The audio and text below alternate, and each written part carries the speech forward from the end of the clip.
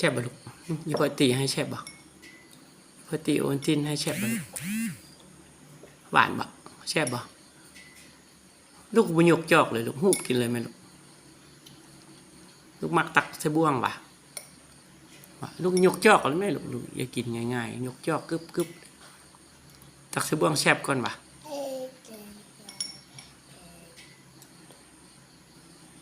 กินแล้วไปอ่านหนังสือต่อเด้อเขียนหนังสือเด้อเขียนสอเสือสอช้างต่อเด้อยอยุงดอเด็กเด้อลูกเด้อเขียนเด้อจับปิ๊กซอเขียนคือลูกเขียนเด้อเก่งหลาย